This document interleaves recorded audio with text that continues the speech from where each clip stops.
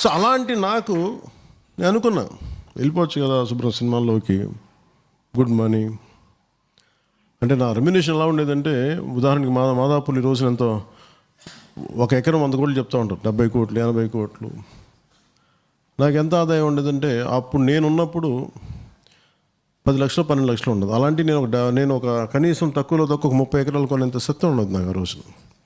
నేనేమనుకున్నానంటే ఎందుకు పెట్టుబడి పెట్టలేదని చాలాసార్లు తిట్టుకుంటున్నాను అప్పుడప్పుడు. దేనికంటే అది నా ఉద్దేశం డబ్బులు పెంచుకోవడానికి కాదు, అసలు పార్టీ ఇంకా ముందే స్థాపించేసేవాడిని నేను డబ్బుల కోసం పెట్టుకుంటే నాకు ఒకటే మనసులో ఏమనిపించింది, నువ్వు కనుక రియల్ ఎస్టేట్ మీద పెట్టుబడి పెడితే నువ్వు ఆస్తుల మీద దృష్టి వెళ్ళిపోయి నువ్వు పాలిటిక్స్ వదిలేస్తావు.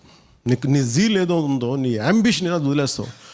అందుకని పెట్టుబడి నీ ఎమోషన్తో ఒకటి చోట పెట్టు. అందుకే నేను మన సమస్యల మీద మన జనం మీదే పెట్టాను తప్ప నేను రియల్ ఎస్టేట్ మీద పెట్టుబడి పెట్టాను. అది పెరిగింది. అది అంటే చాలామందికి ఆస్తి వాడు 5 కోట్లు అంటే 5 లక్షలు పెడితే 50 కోట్లు అయిపోయిందని, ఇదే వీళ్ళకి 1000 కోట్లు వచ్చినాయి అంటే కరెక్ట్. నువ్వు 1000 కోట్లతో ఏం చేసుకుంటావు? మళ్ళీ అధికారం ఉన్నవాడి దగ్గరికి వచ్చి చేతులు కట్టుకుని నిలబడాలి. సో నేనేం పెట్టుకున్నానంటే నాకు చేతులు కట్టుకుని కూర్చోలేదు, రావాలని కాదు కానీ మనుషులు